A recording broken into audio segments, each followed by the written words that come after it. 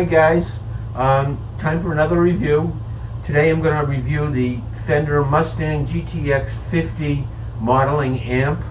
I'll call it the GTX50 from now on because that's a mouthful.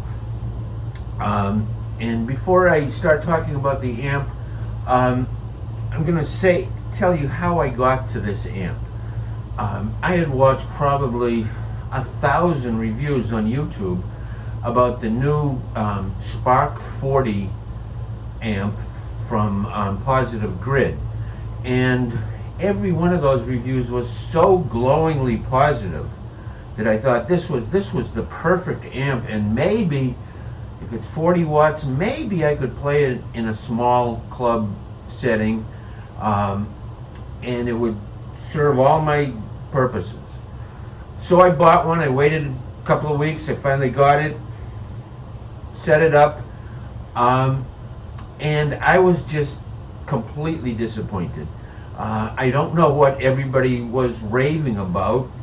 To me, it seemed like a pretty mediocre practice amp. The models, some of them were very good, particularly the older British models. Were very good. The Fender models were not very good at all, and I love Fender amps, so I was disappointed in that. The volume level cranked on that Spark 40 was nowhere loud enough to compete with a drummer in a club somewhere.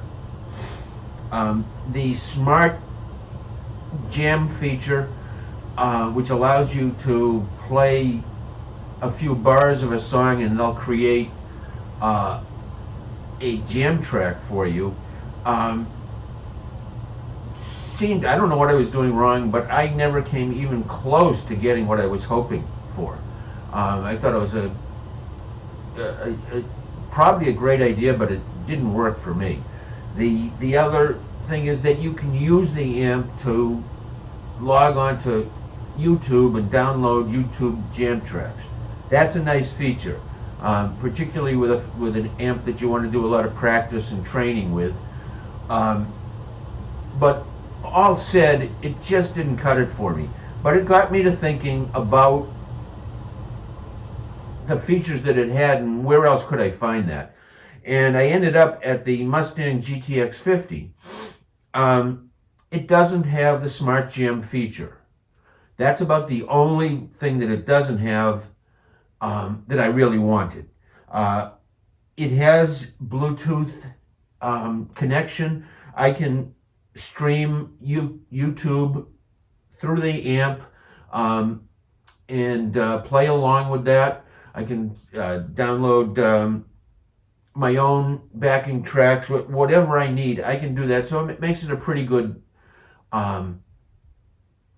practice amp. The volume is very impressive. It's rated at 50 watts, but it's 50 watts digital. I haven't had a chance to play this out yet, but my guess is that it will compete very effectively in a medium-sized club against a drummer and other players who are playing Fender tube super reverbs or amps in that range. And the sound is great. If there's one thing about this amp that I find really thrilling is the fact that one of the models, the Fender Blues Junior, which is one of my favorite amps, but the problem is it's only 15 watts, and it often isn't loud enough for a club.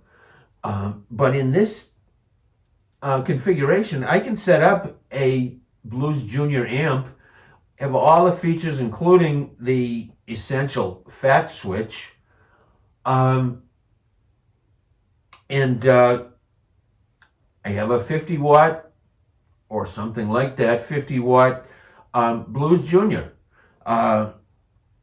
And I also have a model of virtually every Fender amp that's ever been made. It also has the British amps. It also has the high gain amps. I can tell you that the Vox amp models are very good. In fact, I have a Vox modeling amp, and I think Fender does a better job at modeling the Vox sound than Vox does. The Marshalls sound great. When you get into the higher gain amps, I just don't know. They sound like high gain amps, and there's a bunch of them, and they're probably pretty good. I don't play that style, so I can't really speak on it. Now, I'm not going to go into great demo mode here because I'm going to post, and I've already posted quite a few examples using this amp and a different guitar or whatever to show different styles in context with backing tracks. So if you want to go onto my channel and look for anything that starts with the word GTX50, there'll be, there's 5 or 6 of them up there now, and I'll probably have 10 before I'm done. That way I don't have to drag this review on very well. The basics of the amp, there is a row of control knobs with all the basic controls. There's gain, volume, treble, middle, bass, reverb, and master.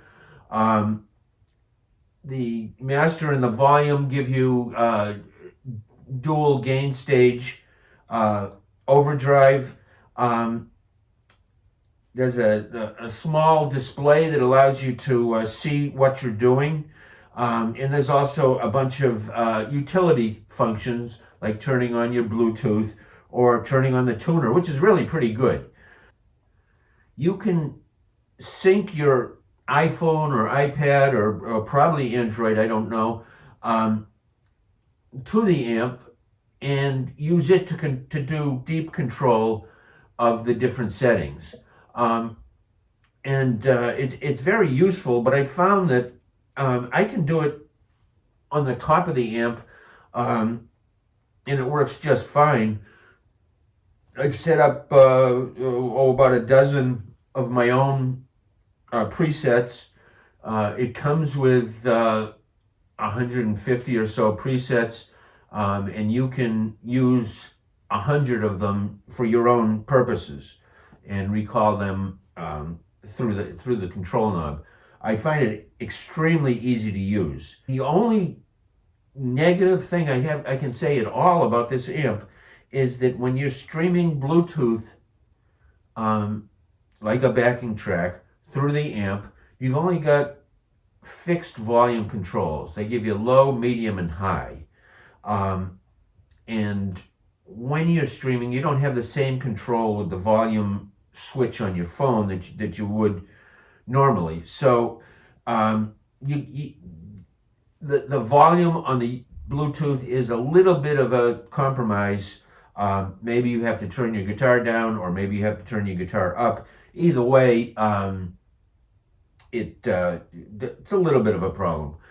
Other than that, I love the amp. I've been playing with it like crazy. I put the headphones on, and I get a pretty good representation of the sound I'm going after with the headphones. I unplug the headphones, save the preset, and it will probably need a little bit of tweaking because I'm listening to it through a 12-inch speaker.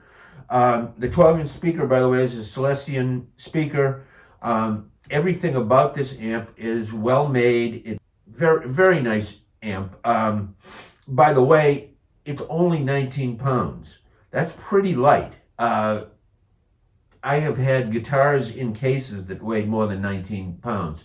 So I'm willing to put up with the 4.5 pound difference between the Spark 40 and this amp. So anyhow, that's my quick review. Listen to the demos and make your own decision, but I think it's an excellent choice.